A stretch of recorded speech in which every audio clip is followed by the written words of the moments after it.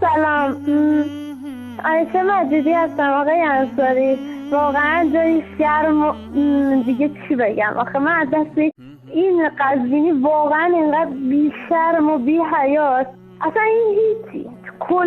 کلا همه آخونداشون، کلا همه اون عذاباشون، همه اون آدمای بی شرف که همچین حرفای در مورد ما نوجوانای اهل سنت میزنن. من از طرف همه اهل سنت کل جهان اینو میگم، اگه واقعا غیرت دارین، اگه واقعا این نوجوانای سنی غیرت دارین، بریزین تو سر این آدم بگم لا اله الا الله جهان منو وا میکنه. حقتون ازش بگین. و حتی شما شیعیانی که نوجوان هستین الان همه این چیزای اینا رو شنیدین دیگه. الان ما مطمئنم دیگه بیش از 1 میلیون یا شاید نصف ایرانی ها یا شیعیان کل فارسی زبون ها همه این حرفای این کتابای اینا رو کافی و نمیدونم بهار الانوار و حالا اسمای کتابای دیگه خوندین دیگه. شاید نخوندین یا همین تو شبکه وصال حق دیدین، خودتون به شک بیافتین.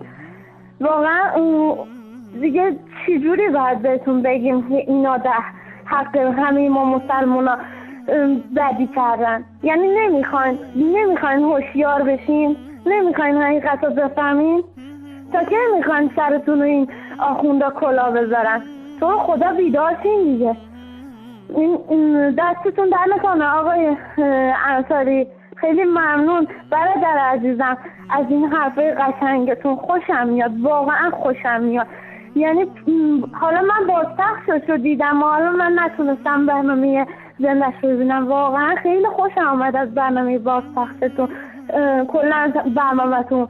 حرفایی میزنین که آدم رو از خواب بیدار میکنه. خیلی ممنون، دستتون در نکنه. واقعا باید شیعیانی که ناسپاس هستن بیدارشن رو ببینن، بشنون که یکی پیدا شده داره حقیقت رو بهش نشون میده.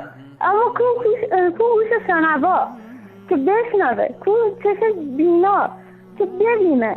واقعا ایشالله شما رو آقای انصاری در بهشت کنار رسول الله ببینید ایشالله. الحمدلله. خداحافظ.